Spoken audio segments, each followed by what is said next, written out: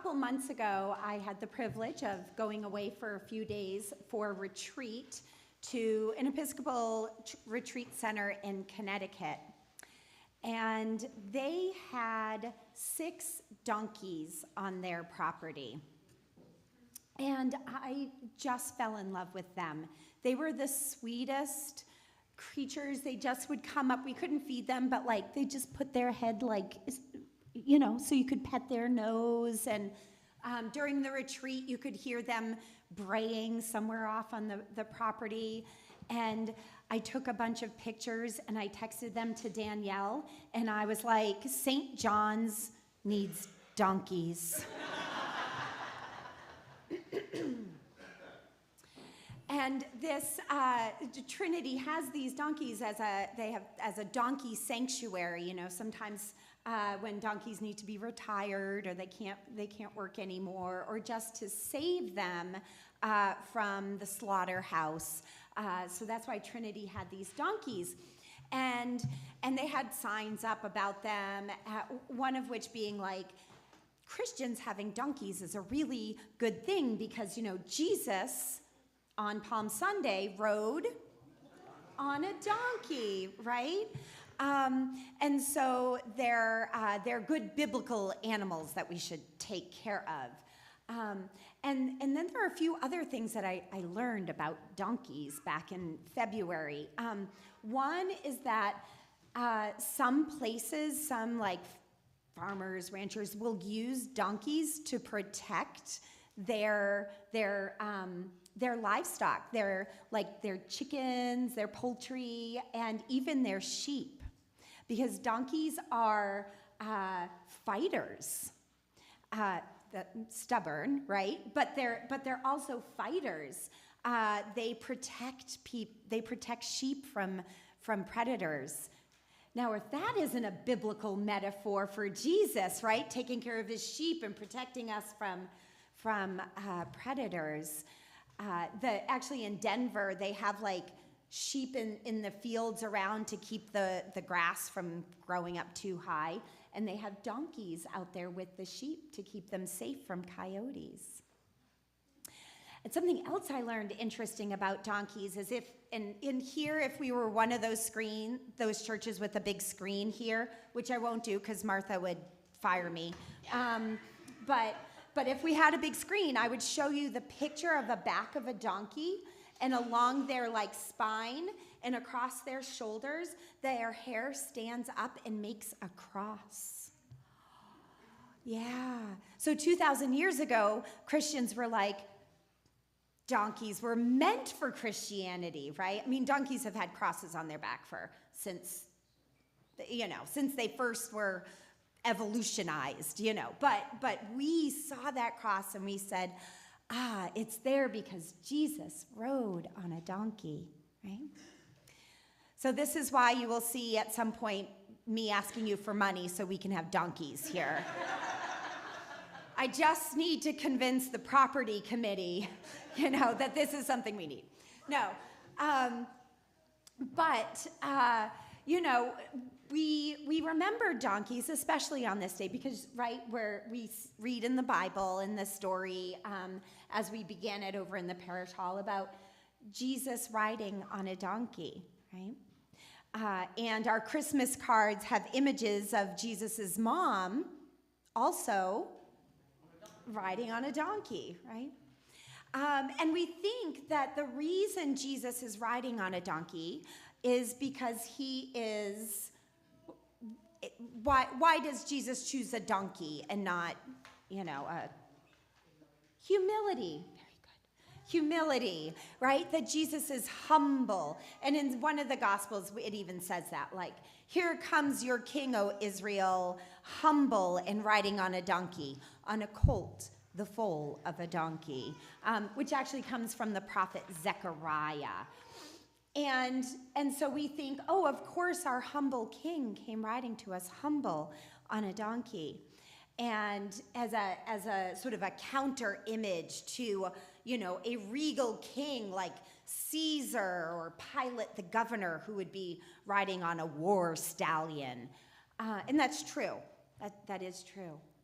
But it's also It's biblical. King David, after his son Absalom tried to overthrow King David, had a civil war. When King David comes back into Jerusalem to reclaim his throne, guess what he's riding? Yeah. And when Solomon, David's son, comes into Jerusalem to be crowned as its king, what is Solomon riding?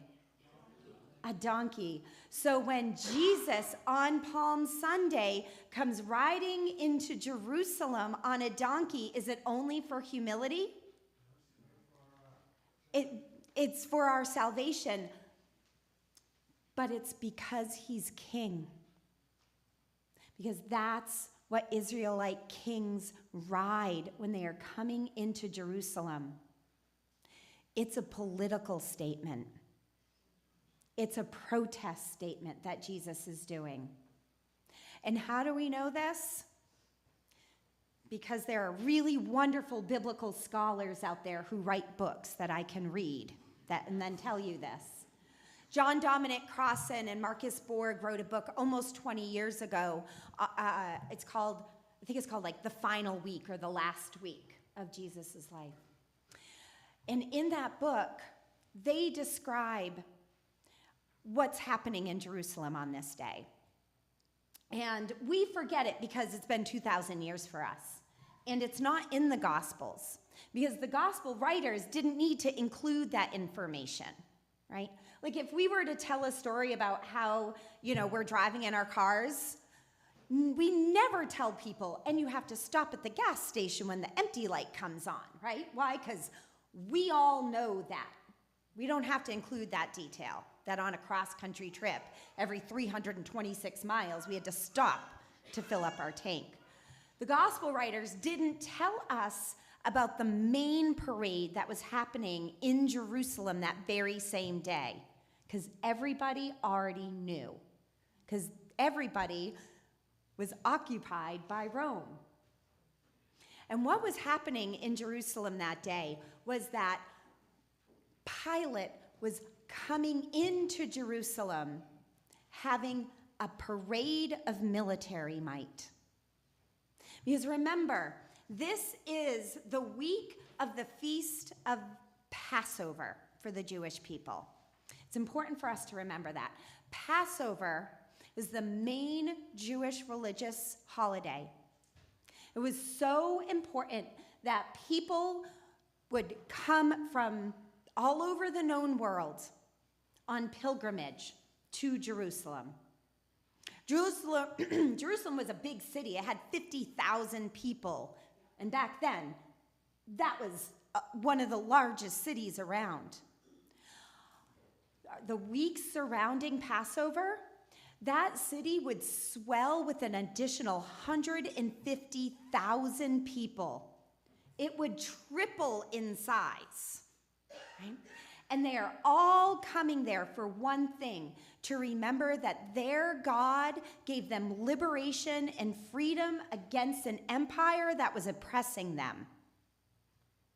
If you're Rome and you have this city that's swelled with faithful, religious, zealous people who are there for liberation to remember the way their God acted, what are you going to do as the ruling people?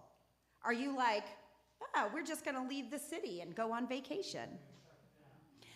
They're going to add in additional troops.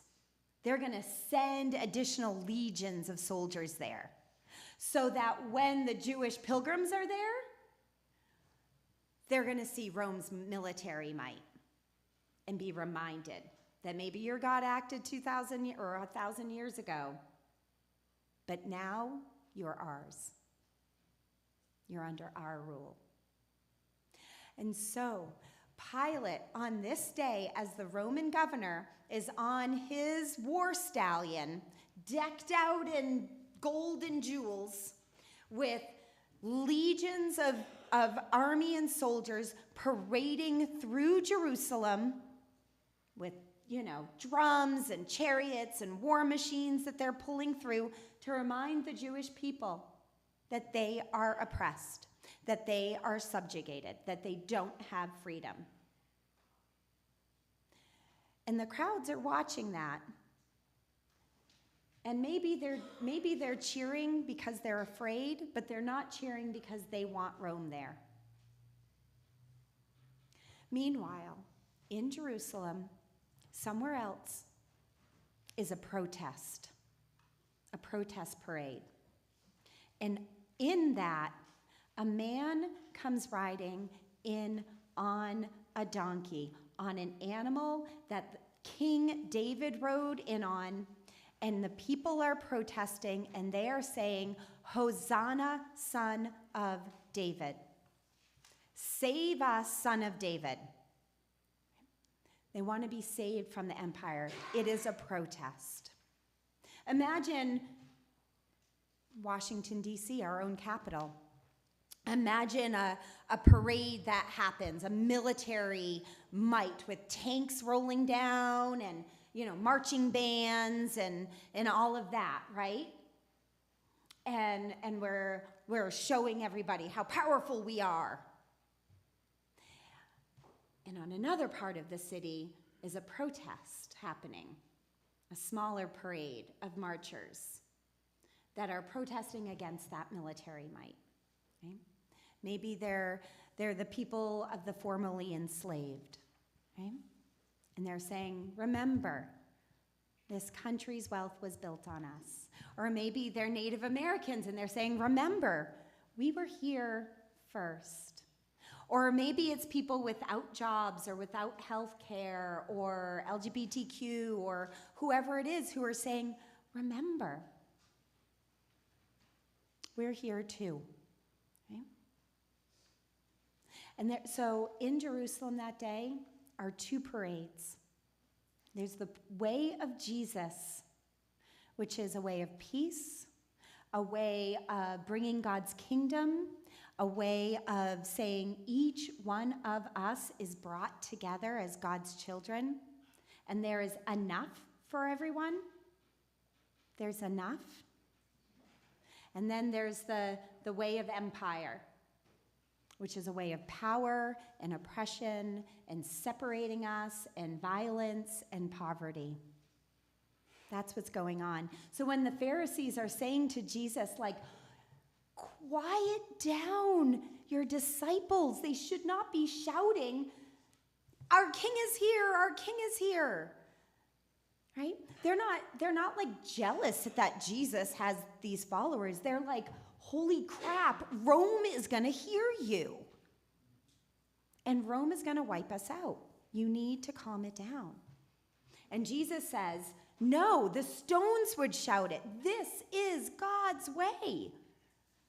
God's way is a way where we are all equal. We're all God's children.